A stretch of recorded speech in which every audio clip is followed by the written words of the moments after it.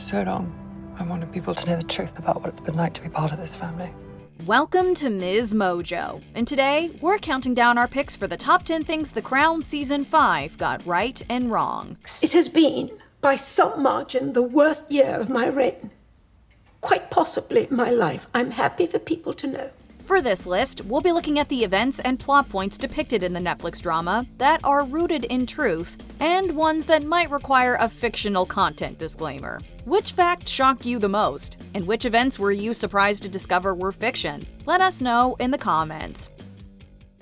Number 10. Prince Philip's DNA was used to identify the Romanovs. Right. You don't need to go too far back to connect these two dynasties on a family tree. Prince Philip is related to the Romanovs through both his parents and his grandparents, notably through Emperor Nicholas I of Russia and the wives of Emperor Nicholas II and Emperor Alexander II, among others. Since your maternal grandmother, Princess Victoria of Hesse, was Empress Alexandra's elder sister, making the Tsar's wife, My great aunt, yes. it turns out you can be incredibly useful. As the series shows, when bones believed to be the Romanovs' remains were uncovered, the prince was asked to provide a sample to see if the DNA matched. The Romanovs were successfully identified, and the prince inadvertently assisted in advancing DNA genealogy. The idea behind it is that we compare these bands with those of the Romanovs and, hey presto. The Queen's grandfather, George V, was also a first cousin to the Tsar. Supposedly, the king and Nikki were quite close. Apparently, he wanted to save his cousins, but reports suggest no asylum was officially offered. There was widespread opposition to the Tsarina in England, as she was seen as pro-German at the very time we were at war with them. Number 9. Dr. James Colthurst was the middleman for Princess Diana and Andrew Morton. Right.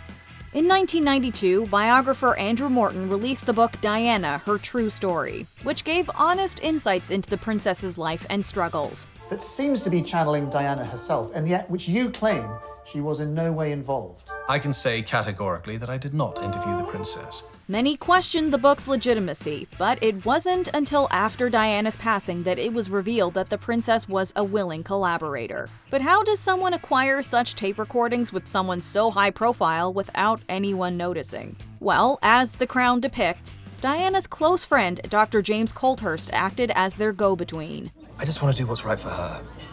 She's like a sister to me. Can I give you my word? No one will ever know she had anything to do with it. The episode also shows both men facing mysterious and ominous circumstances, although no reports suggest that really happened. Rather, it illustrates Diana's growing fears for herself and her inner circle. I'm not answering that. I'm not speaking on this thing again, ever. I heard a click on the line this morning. This end. Number 8. Princess Margaret and Peter Townsend briefly reunited. Right and wrong. It's true that these star-crossed lovers reunited after several decades, but not exactly in the way it's portrayed on The Crown. I hope we don't leave it another 40 years before meeting again. Well, as it happens, I shall be back in London soon. Supposedly, Peter Townsend, now a man in his 80s living in France, reached out after hearing the princess on the radio show Desert Island Discs. However, the pair didn't meet at a party as the show suggests. This song used to be your cutest day. I know, but I'm afraid I must insist. Rather, Princess Margaret reportedly invited her old beau for tea at her Kensington Palace apartment. In the episode, the pair rendezvous again, where Townsend reveals that he's dying, a fact that's sadly also true. But going back to their real-life lunch date, apparently, the princess told a close friend that he was, quote, charming and hadn't changed at all. whatever were we talking about? Everything and nothing, I suppose. Not nothing. Number 7. The Annus Horribilis speech. Right and wrong. As the Queen so famously said in different words, 1992 was not a good year for the royal family. Words of one of my more sympathetic correspondents, it has turned out to be an annus horribilis. It was the year that 3 of her children's marriages collapsed, and a fire caused $47.5 million worth of damage to Windsor Castle. In November of that year, she delivered her well-known speech at Guildhall to commemorate the 40th year of her reign. While at first it looks like we're about to get a word-perfect reenactment, it soon veers into fiction. It has turned out to be an annus horribilis. No institution is beyond reproach, and no member of it either. The real queen didn't talk about the errors of our past or pay tribute to her family. There's also no evidence the queen mum objected to the contents of the speech. We wonder why, on this occasion, Peter Morgan chose to rewrite history rather than recreate it. Quite apart from the fact it's an expression of personal sentiment, the kind of which we do not make. Number 6. The Al-Fayeds and the royal family. Right and wrong. The third episode introduces us to Mohammed Al-Fayed, an Egyptian businessman closely tied to the royals throughout the 90s. He's portrayed as a royalist who supposedly purchases the world-famous Harrods store just to meet the queen. ده أشهر محل في العالم ولو اشتريناه هيخلينا واصلين وعندنا نفوذ واحترام وهنبقوا في قلب المجتمع البريطاني. In reality, Al-Fayed reportedly harbored hostility toward the monarchy since the UK repeatedly denied him citizenship. Though reports differ about when and where they first met, he definitely would have encountered Princess Diana at a polo game. However, such an encounter wouldn't have been exactly the prelude to the meet-cute we see on the show. Gosh, we're friends already? It was quick. Too quick. Maybe a little too quick.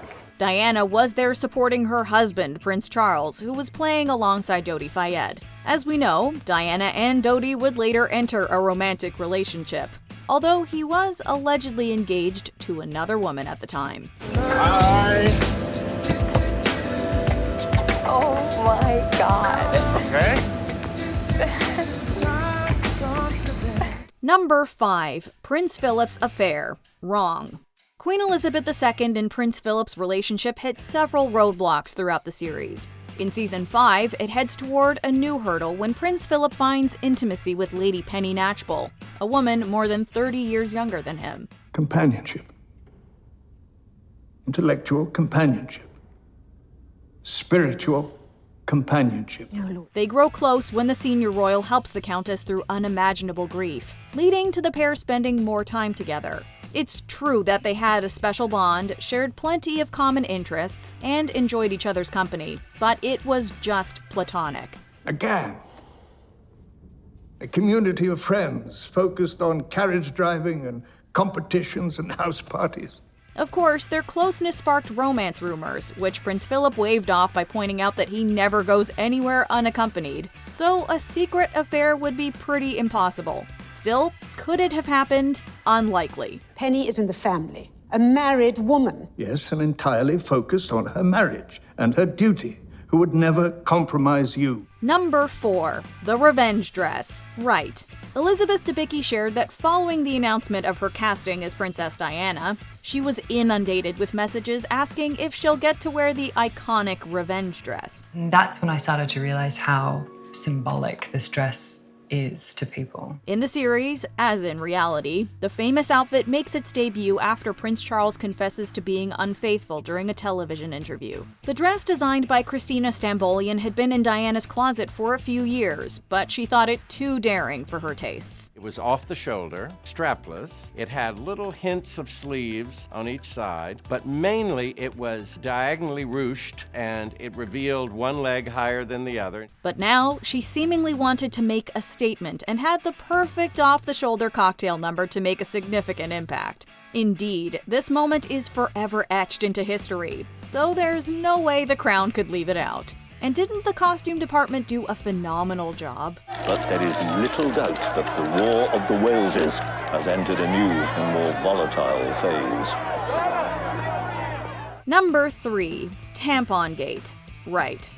Also known as Camilla Gate, this refers to the scandal after an intimate telephone conversation between the prince and Camilla was leaked to a tabloid and later published by The People in 1993. The name came from a comment Charles makes about, let's just say, wanting to be very close to his lover. God, I wish I could just live inside your trousers or something. So much easier.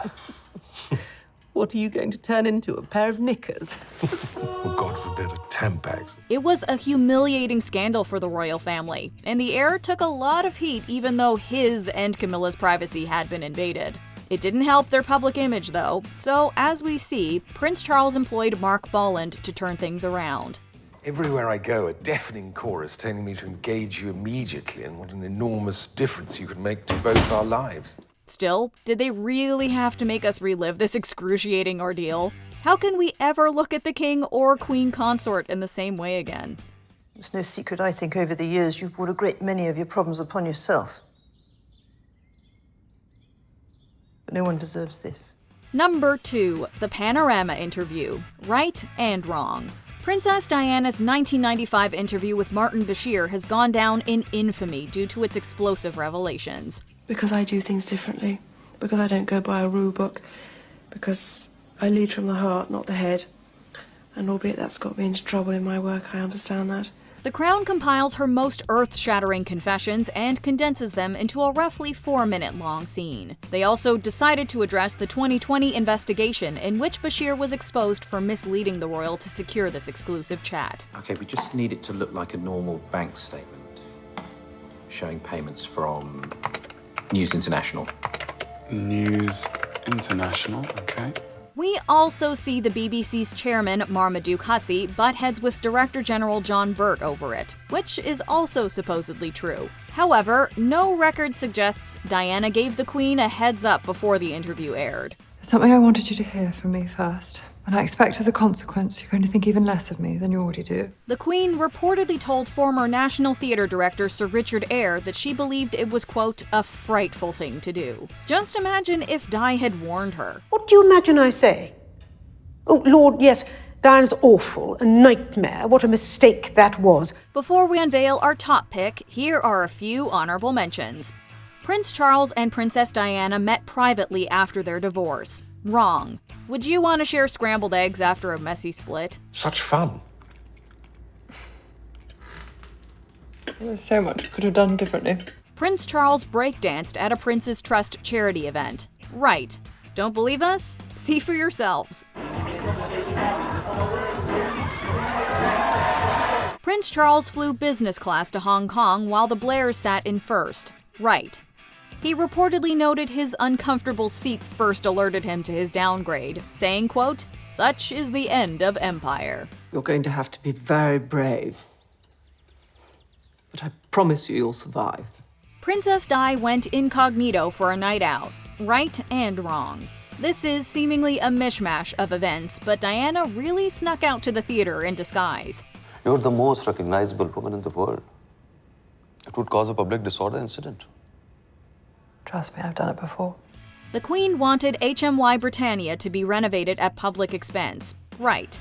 The PM reportedly didn't think refurbishing or replacing the royal yacht was appropriate for the economic climate. She is a central and indispensable part of the way the Crown serves the nation. And the revenue she has generated doing so is incalculable. But we're in the midst of a global recession. Each penny of public spending is closely scrutinized. Before we continue, be sure to subscribe to our channel and ring the bell to get notified about our latest videos. You have the option to be notified for occasional videos or all of them. If you're on your phone, make sure you go into your settings and switch on notifications. Number 1. Prince Charles tried to oust the Queen. Wrong.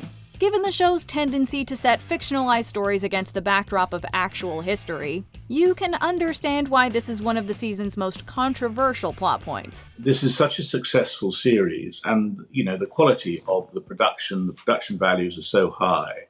It's easy for people to think sometimes they're watching a documentary. In the episode, prompted by a public poll in the Sunday Times, Prince Charles approaches the Prime Minister with a plan to force his mom to abdicate. What are you saying, sir? I'm saying, what a pity it was. What a waste. That his voice, his presence, his vision wasn't incorporated earlier. This story caught the ire of former Conservative leader John Major, who blasted the show for creating, quote, damaging and malicious fiction. The former PM said he hadn't been consulted and urged viewers not to believe what they saw. A spokesperson for The Crown hit back, saying their show is, quote, a fictional dramatization, imagining what could have happened behind closed doors. But do you think they went too far this time? I say the institution falls apart. And then... Do you agree with our picks? Check out this other recent clip from MsMojo. And be sure to subscribe and ring the bell to be notified about our latest videos.